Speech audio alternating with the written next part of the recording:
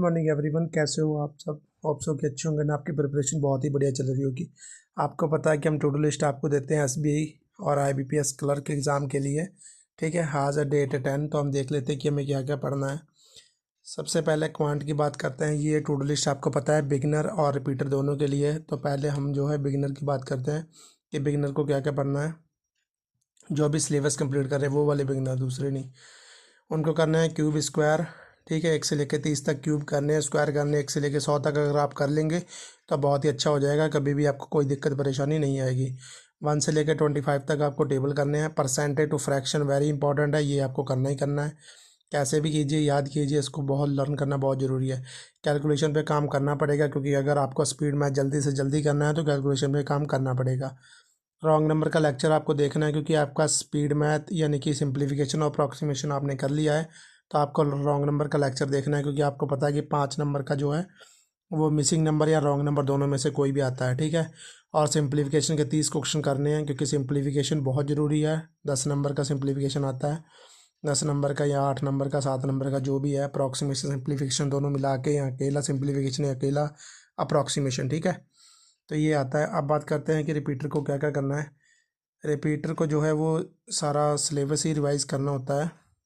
ठीक है, और इनको रिपीटर को जो है वो सिंप्लीफिकेशन करना है, क्योंकि सिंप्लीफिकेशन आपको पता है कि क्लर्क का एग्ज़ाम है, तो स्पीड मैथ वेरी इंपॉर्टेंट है। ठीक है, तो सिंप्लीफिकेशन 30 क्वेश्चन करने हैं, रॉन्ग नंबर के 30 क्वेश्चन करने हैं।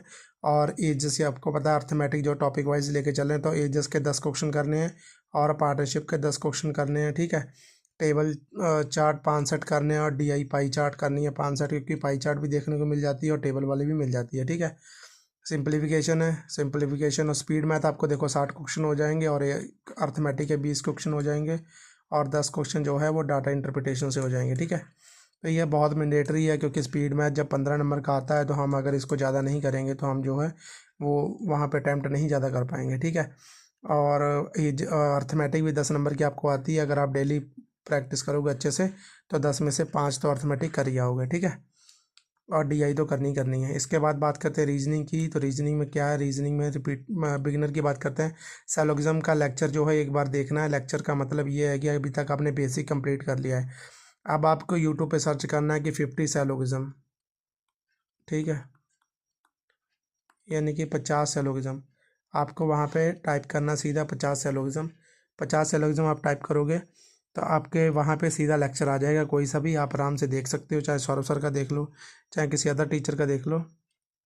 ठीक है, और आप वहाँ पे टाइप करके देख सकते हो। देखोगे वहाँ वो वीडियो से के साथ आपको जो है वो प्रैक्टिस करनी है सारी। वहाँ पे सिर्फ प्रैक्टिस करनी है, क्योंकि अभी तक आपने कॉन्सेप्ट जो है वो क्लियर कर लिया है, तो वहाँ से प्रैक्टिस अच्छी हो जाएगी आपकी। अगर पीडीएफ से आपसे नहीं बन रहे हैं तो एक बार आप ऐसे प्रैक्टिस कर लो, और भी डाउट जो होंगे आपके क्लियर हो जाएंगे। क्योंकि इस जो सैलोगिज्म है ना, वो देखने को सिंपल लगता है लेकिन होता टफ है थोड़ा।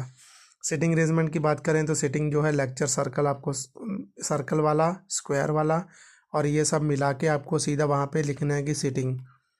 ठीक है, अगर आप यूट्यूब पे सेटिंग डालोगे तो सेटिंग का तुरंत लेक्चर वहाँ पे आ जाएगा, और वो लेक्चर से आपको बनानी है पजल, मतलब कि ये सेटिंग बनानी है वहाँ से। ठीक है, ये आप पजल बनाओगे तो आपका कॉन्फिडेंस बढ़ेगा कि हाँ आपसे बन रही है। नहीं बन रही है तो वीडियो से जो है वो क्लियर हो जाएगा।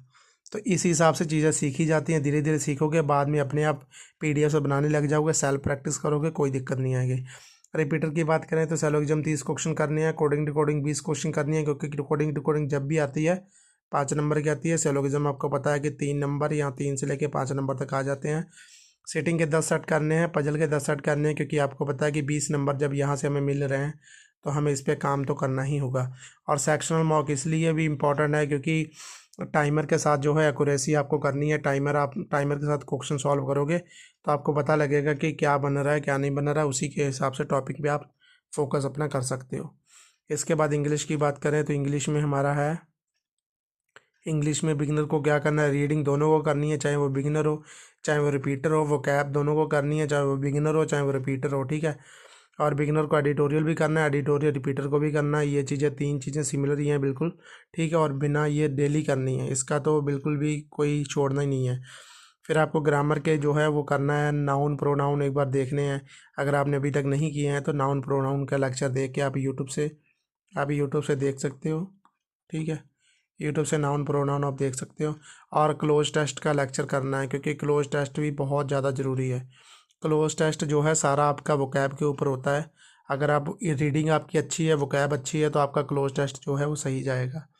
ठीक है, रिपीटर की बात करें तो पैराजंबल करना है, क्योंकि जब पैराजंबल 5 नंबर का आता है तो हमें करना बहुत ज़रूरी है। और क्लोज टेस्ट की बात करें, क्लोज टेस्ट भी आपको एक सेट करना है, क्योंकि ये भी 5 से लेकर 7 नंबर तक आ जाता है। और सेक्शनल मॉक तो लगाना है, क्योंकि टाइमर के साथ काम करना है तो सेक्शनल मॉक लगाना होगा। इसके बाद बात करते हैं बैंकिंग अवेयरनेस की। बैंकिंग अवेयरनेस में क्या है, बैंकिंग अवेयरनेस में करंट अफेयर्स तो आपको देखना है, चाहे आप रिपीटर हो चाहे आप बिगिनर हो, किसी को भी करंट अफेयर्स तो देखना है। और आरबीआई फंक्शन आपको करना है रिपीटर्स को, बिगिनर को। ठीक है, आरबीआई फंक्शन, क्योंकि आरबीआई और बैंकिंग इंडिया सिस्टम जो है ये आपको बिल्कुल अच्छे से समझना पड़ेगा। और इनको मुद्रा बैंक करना है। यहाँ आपके पास नोट्स बने होंगे तो आप नोट्स भी रिवाइज कर सकते हो। अगर आपके पास नोट्स बने हैं तो आपको लेक्चर देखने की ज़रूरत नहीं है, बस रिवाइज करना है और कुछ नहीं करना है, क्योंकि जब नोट्स बनाए हैं आपने अच्छे से समझ के, तो बाकी सिर्फ करंट अफेयर्स आपको करना है अच्छे से। करंट अफेयर्स के भी आप हल्के से नोट्स बना सकते हो, कोई दिक्कत नहीं है, लेकिन बहुत ज़्यादा टाइम नहीं देना है अभी। लेकिन ये है कि इतना देना है कि डेली का डेली कवर हो जाए, उसके बाद में वीक में कवर कर लेंगे। ठीक है, तो ये सारी आपकी जो है टू डू लिस्ट है, अच्छे से करनी है इसको कंप्लीट, क्योंकि आपको पता है कि एसबीआई और आईबीपीएस जो है वो जल्दी ही एग्ज़ाम है। तो हमें अच्छे से काम करेंगे तो अच्छी खासी वैकेंसी है, तो काम करना ही पड़ेगा। ठीक है, अगर आपको दिक्कत हो रही है कंटेंट वगैरह लेने में तो आप ले सकते हो। आपको पता है कि डेली हम टेलीग्राम पेड ग्रुप में आपको कंटेंट देते हैं। ठीक है, इसमें पजल आपको मिलती हैं और 10 सेट डीआई मिलती हैं, 30 अर्थमेटिक है, 30 स्पीड मैथ है, इंग्लिश पीडीएफ है, आरसी 2 है। ठीक है, ये आपको पता है कि 50 रुपये में हम देते हैं आपको, वैलिड रहेगा ये एसबीआई क्लर्क और आईबीपीएस क्लर्क एग्ज़ाम तक। ठीक है, इसमें साथ में पैड में भी टू डू लिस्ट मिलती है, और टू डू लिस्ट तो आपको यहाँ पे भी मिल रही है, कोई दिक्कत नहीं है। ठीक है, और वीडियो अच्छी लगती हो तो आप चैनल सब्सक्राइब कर लो, बेल आइकन दबा लो, लाइक कर दो, कमेंट कर दो। ठीक है, और इसी तरीके से डेली टू डू लिस्ट को फॉलो करो और अच्छे से स्टडी करो। Thank you.